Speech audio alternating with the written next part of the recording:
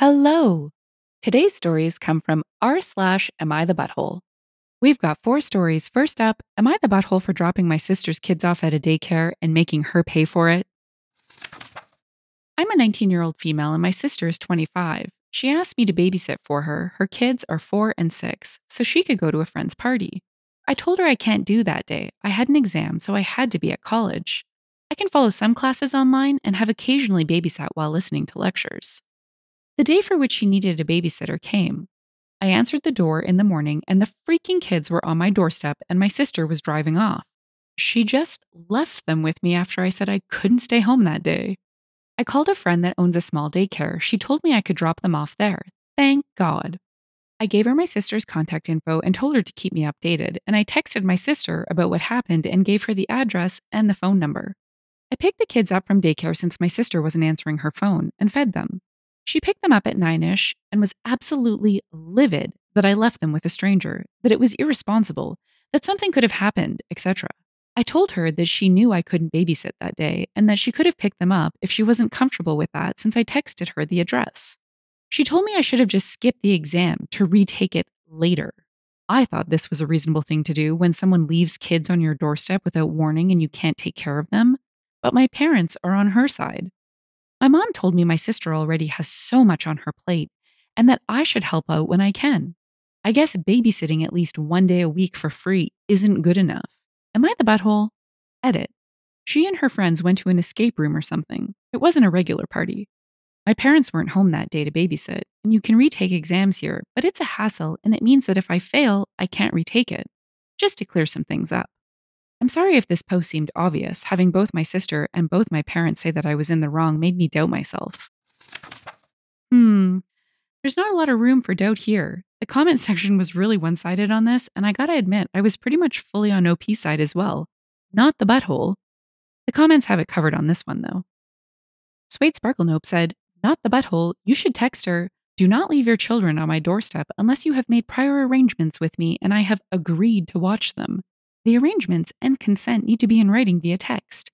If you do this again, I will call Child Protection Services instead of a daycare, and I will show them that I have made all of this clear to you.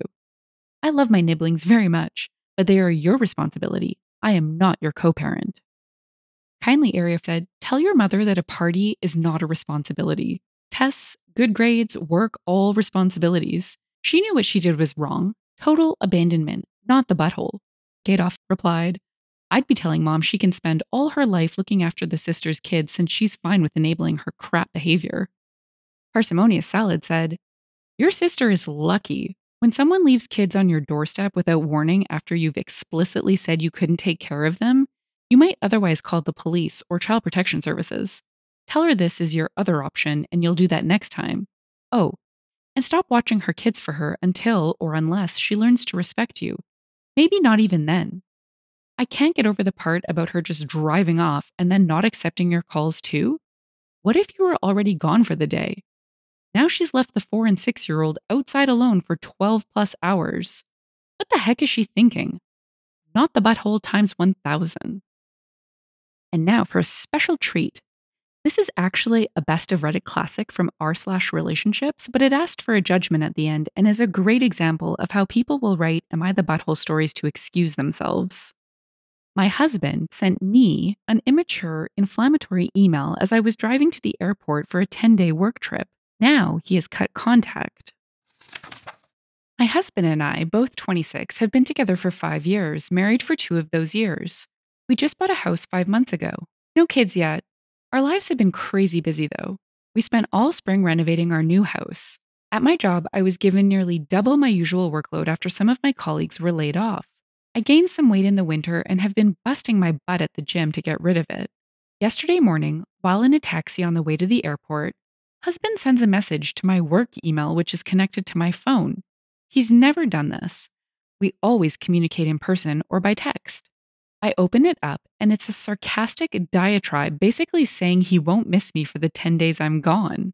Attached is a spreadsheet of all the times he has tried to initiate sex since June 1st with a column for my excuses, using verbatim quotes of why I didn't feel like having sex at that very moment.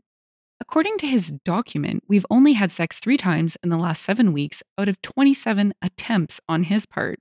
This is a side of him I have never seen before: bitter, immature, full of hatred.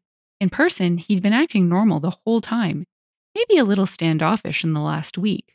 Completely out of left field. Our sex life has tapered in the last few months, but isn't that allowed?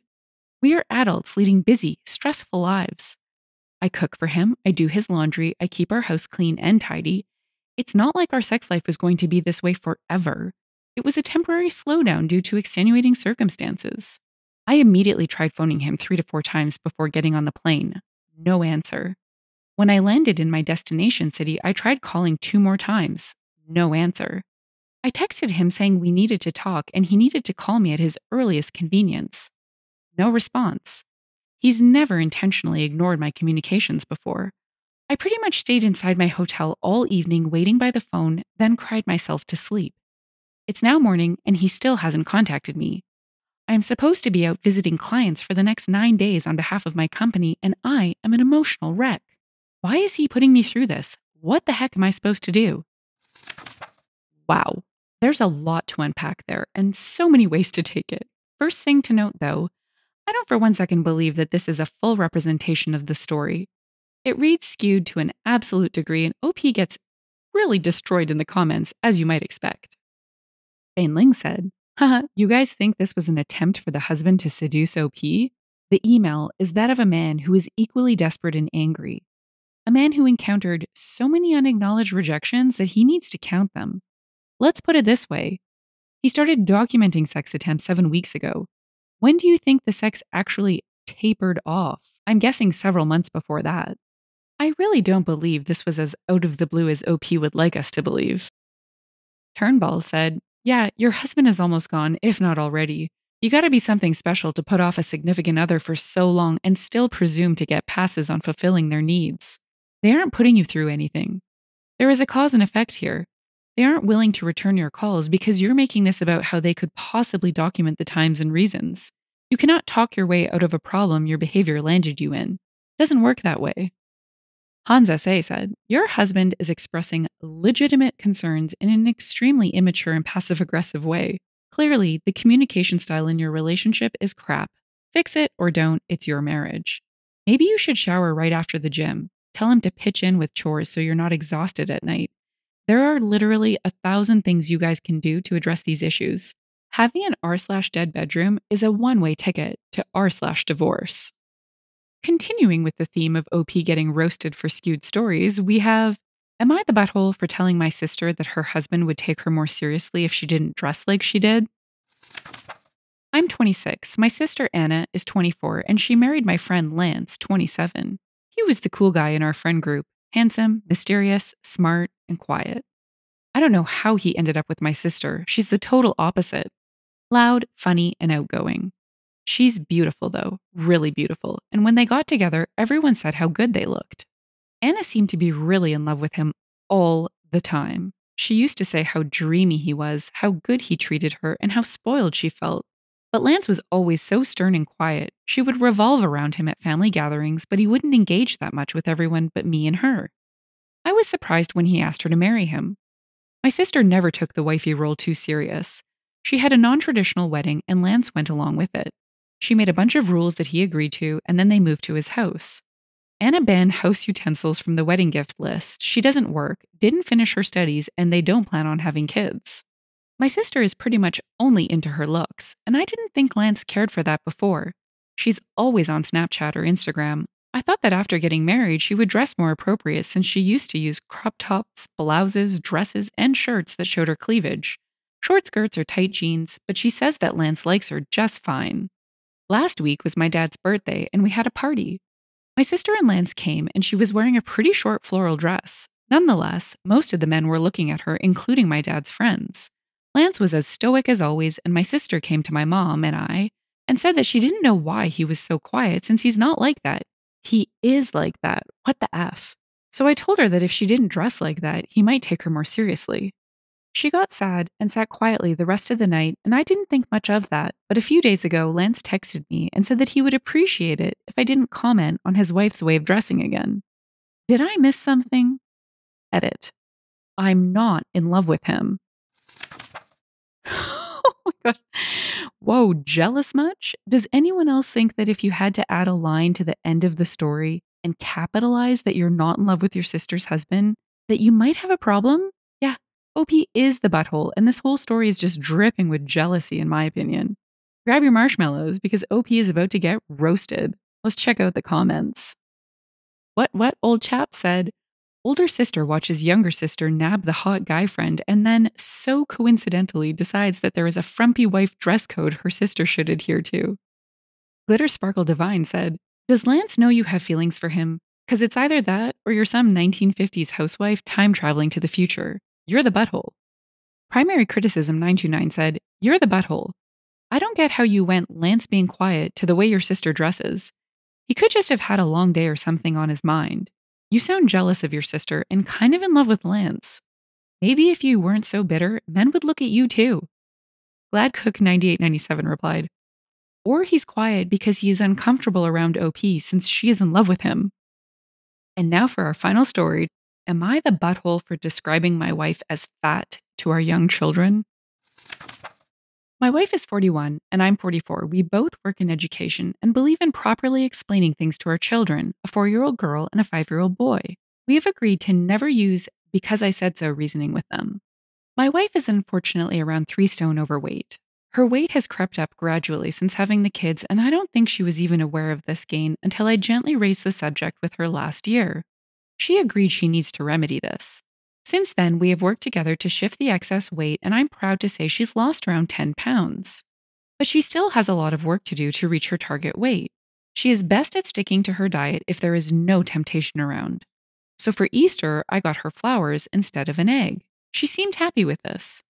Then yesterday, my children were arguing over a missing Easter egg, each accusing the other of eating it. I knew instantly what had happened. I asked my wife to tell the children where the egg, which was quite big, had really gone, and she admitted she had eaten it. My son, whose egg it was very upset and confused and asked his mom why she had eaten it. My wife replied that she would replace it, which would be impossible as it's now after Easter. I pointed out that she had not answered the question our son had asked. He was very upset and he kept asking why she had stolen his egg. I felt it was unfair she hadn't properly answered this, as he was getting more distressed.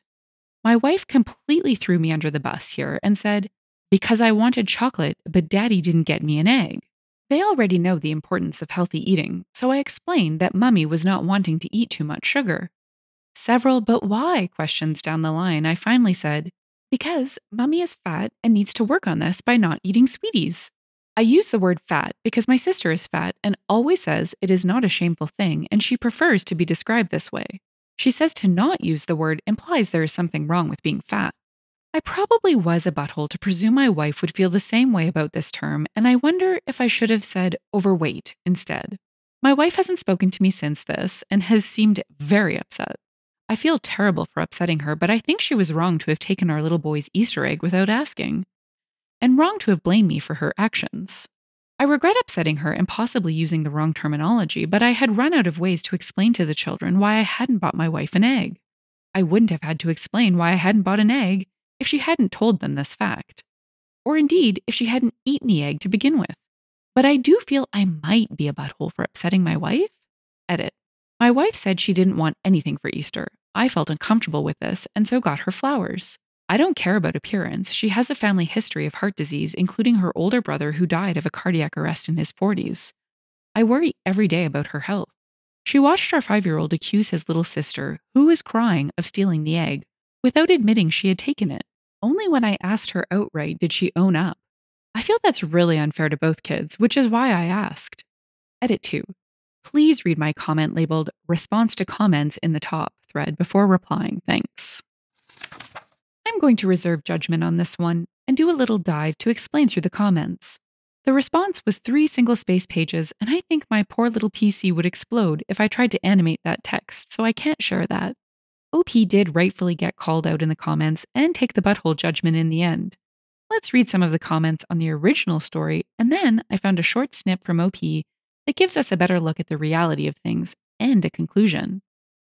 Rainbow Maker said, Why is everybody excusing the wife's behavior? She literally stole from her own child, let her other child take the blame for it until OP came in there, and then tried to throw him under the bus. She's a grown adult and pathetic. Franchise CA replied, I'm with you. Letting her kids blame each other and fight over something she did was also a butthole move. People are correctly identifying OP's mistakes, but not hers. Cake Eating Rabbit said, She told your son the truth. She told him she would replace it. The thing missing is an apology, not self-degrading. You did not want to let it go. You wanted to punish her by humiliation and did that. And now you wonder that she is not talking to you? She ate the egg because she craved it. Then people have cravings too. So you straight up told your son a lie. You're the butthole. Brutus McNugget said, Eating a chocolate egg for Easter will not ruin one's diet. Strict dieting, where you cut out every indulgence, will end in failure, because deprivation makes us want things more. Hence your wife doing something she normally wouldn't by stealing the kids' chocolate. I'm sure your wife was already ashamed of herself for failing at the diet, and then it turned into an interrogation in front of the kids where she was shamed for failing and also called fat. I don't think fat is necessarily wrong to say, but how it was done was not at all kind. And now for the conclusion. This was posted in an update. OP. No, we spoke extensively yesterday evening and she suggested she has a binge eating disorder long before I even mentioned it. I think this latest incident made us both realize how serious this actually is, and it's something that's been going on for over 2 years. This is not a one-off incident. It is not fairly trivial actions to routinely eat so much junk food that you almost vomit. That is a sign of an eating disorder, and to describe that as trivial is not helpful to people suffering with it. My wife will routinely eat so much she feels physically sick but continues eating. It is like a compulsion, and it's not trivial. It is seriously affecting her life. And if you think that other people put the idea into my head, then you are very much mistaken. Other people solidified the idea I already had in my own mind for over a year, that this is not healthy behavior. You're right that I also have deep issues and I have serious introspection to engage in. As I mentioned extensively elsewhere, including within the comment you're replying to, I am going to engage in therapy to deal with my own issues. And I do fully accept that, and I fully accept my own culpability from the other day. So please don't worry or feel sad as you say you do. I realize I'm in the wrong and I am going to get help. I have already apologized to my wife and we are working through these problems together. Because as well as my own issues, equally my wife has things she needs help with also. If you've enjoyed the story and would like to hear more, consider liking, subscribing, and leaving a comment. Thanks, and bye for now.